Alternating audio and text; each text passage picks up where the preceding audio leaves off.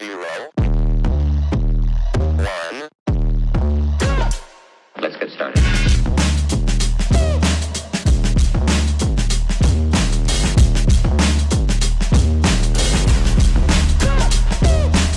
Why they stopping me? Bye, crypto bro. What's going on, crypto world? It's that guy again, Ball Deep Crypto, coming at you with a little XLM SHX hybrid piece here. Gonna dive into a little thing called Project Ensemble by Hong Kong's Monetary Authority. But before we dive into that, this is not financial advice. Ball Deep Crypto is just talking to a computer, trying to give you knowledge and information. Knowledge is power. Use it to whatever benefit it benefits you. None of this is financial advice. It's your money. Do what you want to do with your money. Having said that, let's get back into it. Now, Project Ensemble is a dedicated sandbox to become a global hub for RWA tokenization, as it tied into our previous video and pretty much every video we talk about. Larry Fink, BlackRock, they want to tokenize every asset in the world. That's what these governments, these institutions, they're going to do it. It's a faster, cheaper, more efficient way to move assets around. People are going to take small, like tokenized samples of properties and everything else and be able to have that. It's just going to be the future, people. Whether it be songs, books, like we talked about, on and on and on. They're going to tokenize anything that has value in the world: stocks, bonds, derivatives, gold, metals, you name it. Now, it's a strategic move by the World Financial Center to build the rails for a market projected to reach 10 trillion, like we said, by 2030 in the last video. That's where they want to be at. It's going to be more than that. This institutional embrace validates the RWA thesis at the highest level. The fusion of traditional assets, TradeFi, and on-chain finance is no longer a question of if, but when, as we've been hollering here. We, me, the royal we, you know how we do it around here. BDC, baby. While institutions focus on tokenizing traditional funds and bonds, Decentral is applying this model to the 2.3 trillion creative economy, a high-growth asset class with uncorrelated returns. The future of finance is tokenizing real-world value. There it is, as you see it right there. Shout out to Decentral, putting that out. Now let's go over here and see what Mr. Mann, he's saying the same thing. The Hong Kong Monetary Authority has formed the Project Ensemble architecture community to develop industry standards and recommendations for Hong Kong's tokenization market. Now, let's go down here, and just some guy, shout out to him, I'm a follower of his, Dat Truth Hurts, or Huts. He puts out some good shit. So, both parties are already working with Stellar for green bond tokenization on Project Genesis 2.0. It's not hard to take a leap and say so is the project. Again, what he's talking about, project here, as you can see here, tokenization, cryptographic keys and key management. Digital assets are registered on digital registry, in this case, a ledger that runs on Stellar Network, as it's highlighted there. As you come down here for shareable assets and blockchain middleware, blockchain functions to automate the platform through the Stellar Network. Through Project Genesis, the Stellar Network is used as the main source of trust for facilitating transactions and changes in ownership structures. As we go over here, the use of innovative technology for green finance, green, and related themes is the one major hub of focus on the BIS, the Bank of International Settlements, a very huge bank innovation hub at their Hong Kong Central. Following the successful proof of the concept in 2021 on the tokenization of real green bonds as part of Project Genesis, which we just talked about the previous page right there, talking who they using, Stellar. Come on, people. We love Stellar over here. Hong Kong Monetary Authority right here. It involves collaboration among the Hong Kong Monetary Authority and other public and private parties to explore the use of blockchain smart contracts. Soraban, Stellar, let's go. Now, a prototype for green bond tokenization by the Liberty Consortium says what down here? The technical architecture in their table of contents says 2.6 is Stellar blockchain. Stellar, people, it's right there. They're telling you, don't take it from your boy, take it from them. The BIS.org. The Bank of International Settlements has it in their paperwork. Let's dive a little deeper. Now, as you can see, Project Ensemble, you can see we're going to look at some of the people who are associated with it, but what it is testing in areas like fixed income, liquidity management, green finance, which we just talked about with the Bank of International Settlements, and trade finance.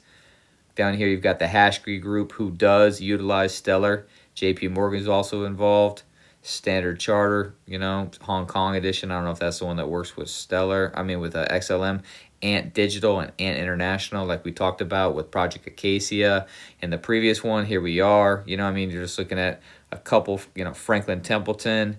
So as you can see, Stellar is all over the place with working with some of these big wigs and everybody else. There's probably more. I haven't gone through every one, but that's just a few out the top. So now let's go dig a little bit deeper and see how Stellar and SHX tie into this. Okay, we just talked about a little bit about Stellar. Obviously, it ties in and everything else, and we obviously know that Stronghold SHX runs on Stellar blockchain. It uses its rails, its plumbing, it's part of it. It also can branch out to other blockchains as well.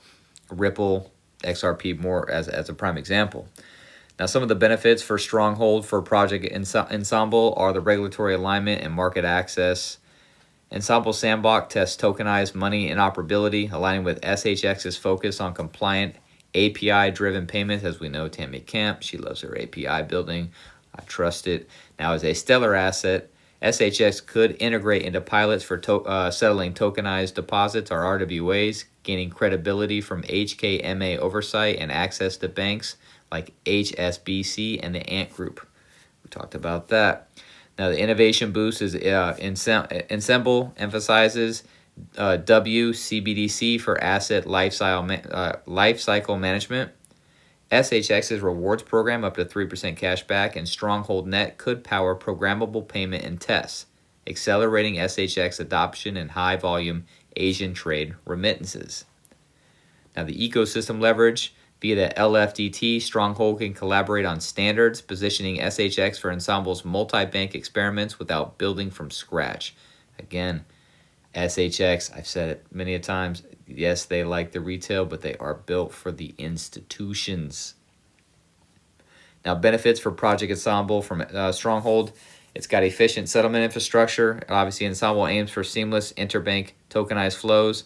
SHX on Stellar, obviously has the plumbing, offers sub-second near-zero fee settlements, reducing reliance on slow legacy systems like SWIFT.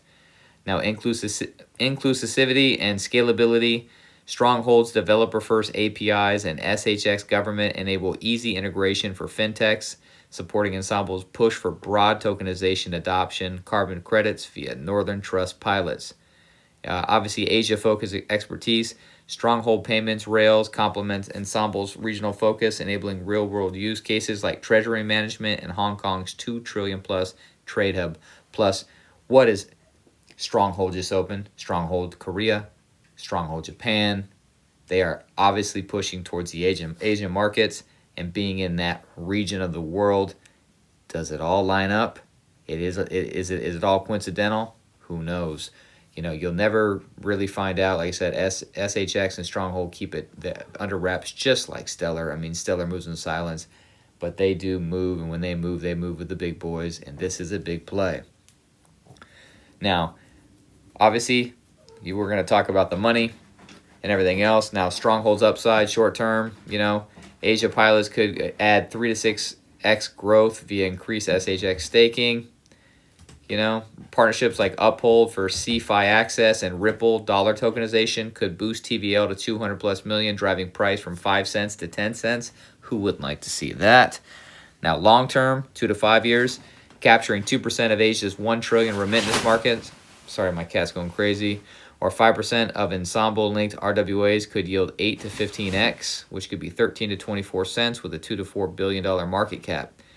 Now, KBW integrations in Japan, Korea launches could be the catalyst, which again, SHX Japan, Stronghold Korea, KBW, they were just at that. Seoul, I mean, people. Hello?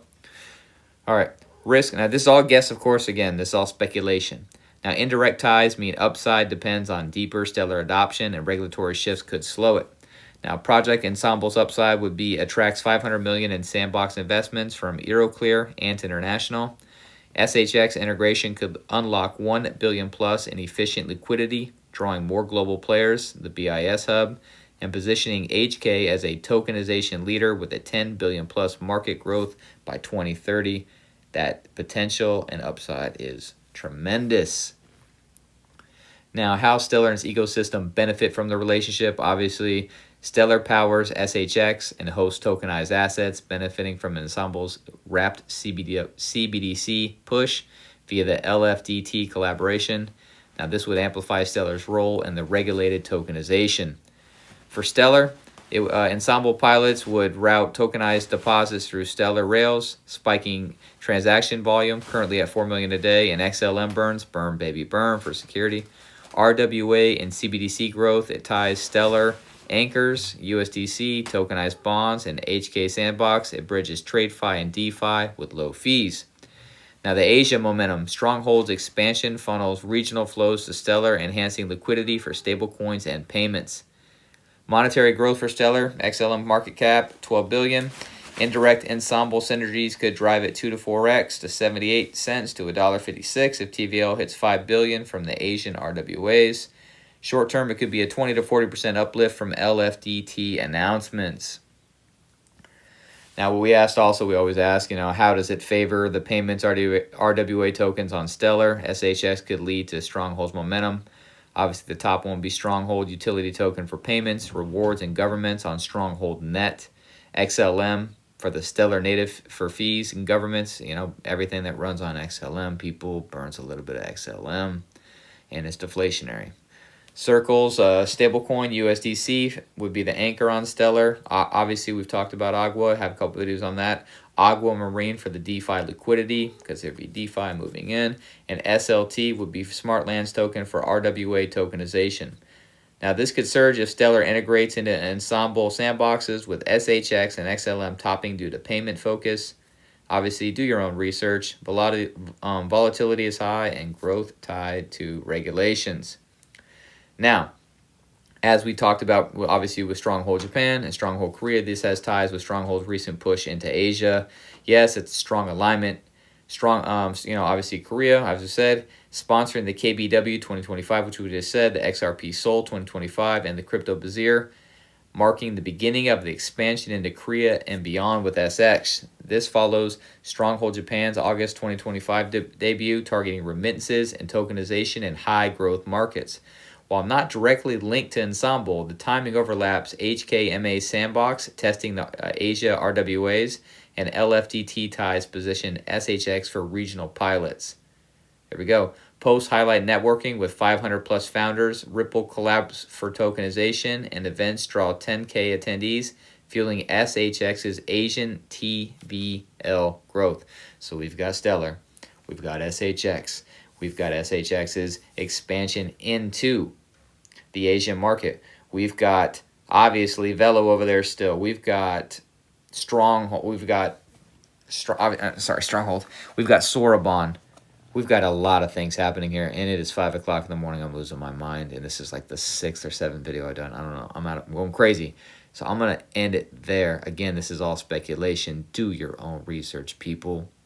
But this looks very promising. There is a lot of things tying these things together. These sandboxes, these CBDC things that are rolling out, they all seem to be the same big players. And all these big players are tied to Stellar, XLM. And, this Asian push here ties in really strong with what Stronghold's been doing. So I wanted to tie it in just to have it together. But thank you for your time again. Time is money. This is information. Knowledge is power. Use it to be powerful. Learn. Make your own decisions. I appreciate each and every one of you. I hope you have a great day. And like I always say, chase a check, never chase a bit.